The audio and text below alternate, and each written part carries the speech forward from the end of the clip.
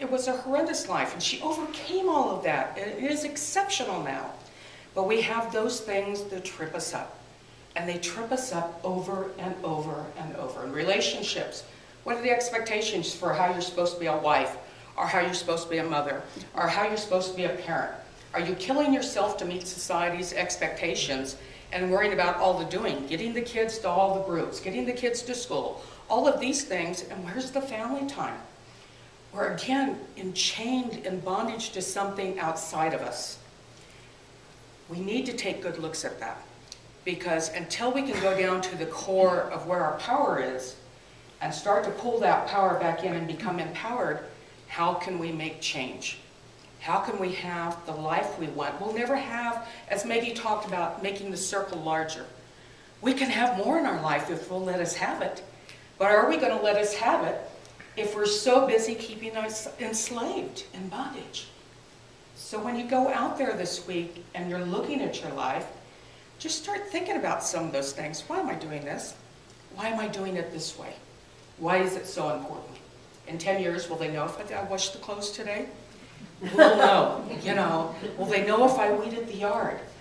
Maybe sometimes we're more important. Maybe our quiet time, our giving ourselves the freedom to do it the way we want to do it. To cook the stew the way we want. I can still remember making the stew. 30 years old, and trust me, when you were trained by my mom was around, you did it the way my mom wanted it. And still asking things like, did you wash your hands? Did you flour the meat? I mean, it was absolutely crazy. So you're still doing things. I still do things today, not because they taste the best, but because maybe that was the way I was taught. That was how it was done. And we've got to get past that, the way it was done, and what works for us, what gives us freedom. Those aren't things that the world's going to stomp on if we make the changes. They're not going to throw us off the planet and say, you failed. You know, you're walking to the beat of a different drum. How are we going to be able to blossom, to be the best one each of us can be? I kind of would like to be the best Sandy I can be after the screwed up life I've had and the way I messed it up. In the putting it back together, I'd like to become more, whatever that is. More of me, more of love, more of my heart. And I start by looking at the truth, the honesty, and taking it down so there's no buts anymore. You got to get rid of the buts. But nothing. You got to just let that go. Is it working in the way you want it to work? You're going to see it in these new generations. Christmas isn't going to be the way it used to be. The families are too extended. There's steps and halves and ins and outs, and they do it differently. These kids don't sit down with china and lace and glasses and courses and all of that anymore. They don't go down and register their china and their silver for their wedding gifts. They want barbecues, gas barbecues. They want those kind of things. They want paper plates because they don't want to do the dishes. What's more important? How we were taught to do it, or the family, the love. If everybody can't get together on Christmas, make it the week before, make it the week after. Is it important that you have it at 5 o'clock at your house on Christmas Day, or the world's going to end? We have to let ourselves have freedom. We have to give it to ourselves and give it to our families. And then we have to role model it so that they want to see you come around, so that they don't say, no, I don't want to go to Grandma's house again because she wants us to do this and do that, and it's no fun. I'd rather be the fun grandma.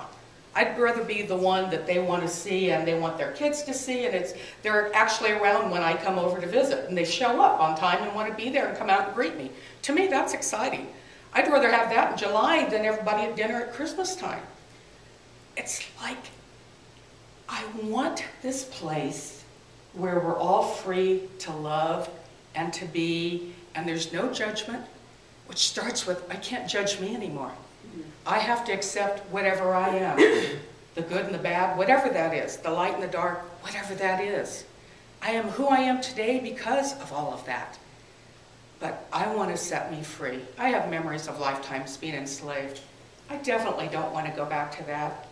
And when I did what I had you guys do to feel the bondage, it took me right back to that.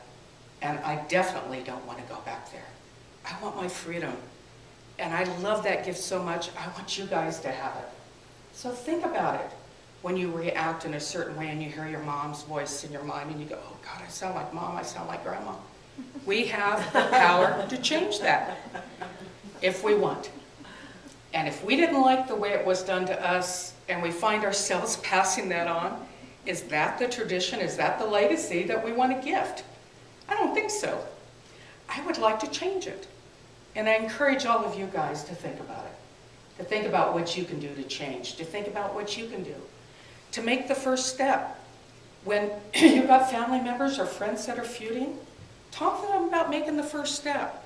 At that point, you have to determine what's the goal. If the goal is to have a relationship, something's got to give or there's not going to be a relationship. So you look at how to not be right, how to not be wrong. Nobody has to win. The win-win is when we're getting along. The win-win is when we're interacting and we're loving. Those are the goals we want. That's why we want out of bondage. We want more. So think about it this week, and I hope I said a couple things that will make you look at changing. Science of Mind is all about making change, changing our thoughts, changing our habits, changing our perceptions, our beliefs, loving ourselves, letting this love go out and heal everyone else. Focus on that.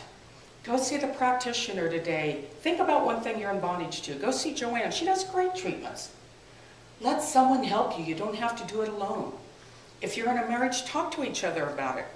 Say, you know, I maybe don't need answers. I just want to have a reality check. When I say I'm feeling this way or I'm thinking this way, have you noticed me doing that? And then when they give you a good answer, it's not a trick question like, does this dress make my bottom look fat? You know, it's more like, I need some help and I need a reality check. Do I do this? And if they say yes, then that's okay. You accept that. You don't get upset. You don't get mad. You just ask people to help you. I found I get so caught up into the emotion. I get so knotted up sometimes into what it is. I need honest friends to tell me, yeah, I need to remind you about what you're saying. Or, you know, you need to take a look at what you're doing. Is that the way you want to be? And up here, that's what's so neat about a healing here. We all can do that, and nobody gets upset, and we still love each other, and we get along, and it's a great gift. So love yourself enough to at least let yourself out of bondage of one thing, whatever that is. Yes, David?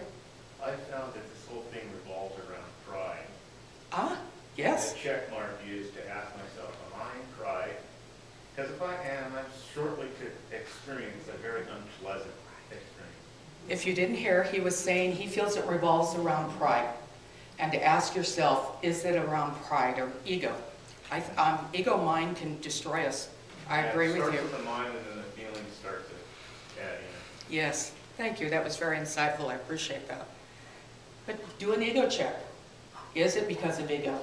Is it because you feel you need to be right? Is it an ego thing that makes it a power differential where you have to be more powerful, you have to be over, you need to have the last word, you need to be right? That makes absolutely no sense when you're in love. If you're in love with yourself, in love with the world, in love with others, more than loving, we're in love with everything. Do you treat something that you love in that way, including yourself? So think about it this week. See if you can make one change. Go see our practitioner, and thank you very much.